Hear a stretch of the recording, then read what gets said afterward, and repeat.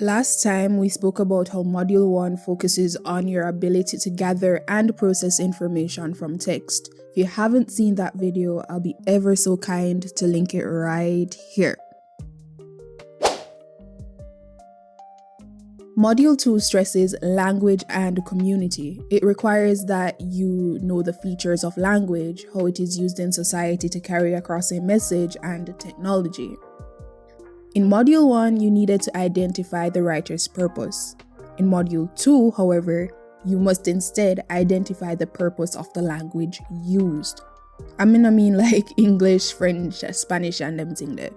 Of course, your paper will be in English, so I mean language varieties.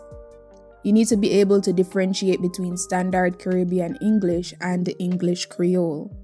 You're supposed to be able to tell what are dialects and be able to identify the difference in structure of English Creole versus Standard Caribbean English. You need to be able to examine the writer's choice of words, that is, its diction, and the variety of language used.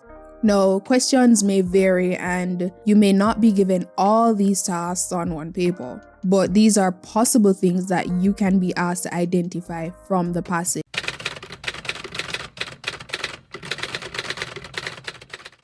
You'll also need to be able to identify the characteristics of English Creole grammar and Caribbean Standard English grammar. Now, I'll say these examples with the assumption that you've already been taught these terms, but if not, just let me know in the comments and I'll do a separate video covering these. Now, the characteristics of Creole grammar includes the use of double negatives, zero copula, unmarked count, unmarked action verbs, preverbal markers, and omitting the th from the end of words. Like for example, when you're saying beg if fla. Not many people talk like this, but saying fifth instead of fifth omits the th sound.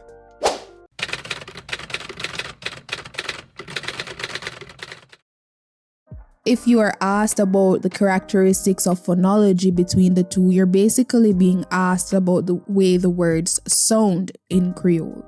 You should speak about the fact that we omit both voiced and voiceless consonant clusters. For example, we say san instead of sand, and laugh instead of laughed.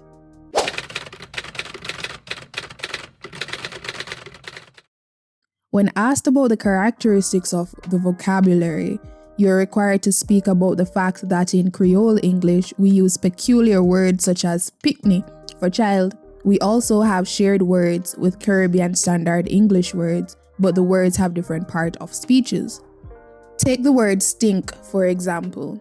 In Standard Caribbean English, it is both a noun and verb, defined as a strong, unpleasant smell, or as the verb to have a strong, unpleasant smell. In English Creole, the word stink is used as an adjective. It describes someone or something that has an unpleasant odor, or if you're being creative, an unpleasant attitude. We also have shared or borrowed words with different meanings. Let's take the word ignorant, for example. In Standard Caribbean English, the word ignorant means to lack knowledge. However, in Creole English, the word ignorant means to be ill-tempered. Now, a Caribbean person will say, "No, let me get ignorant, only after they have started behaving ignorant." Module 2 wants you to be able to speak about how language is used in society and people's attitude towards it, whether it is welcomed or met with disdain.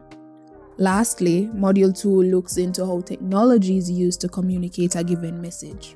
As per writing the essay, you should follow the same general principle of a regular essay. You need an introduction, a body paragraph where you answer the questions, and also dedicate a single paragraph to each question and answer the questions in the order in which they're given. Then, once you're done, wrap things up with a conclusion. Also, some mistakes to avoid when writing your essay are: when referring to the word Creole, do your best not to use the term broken language.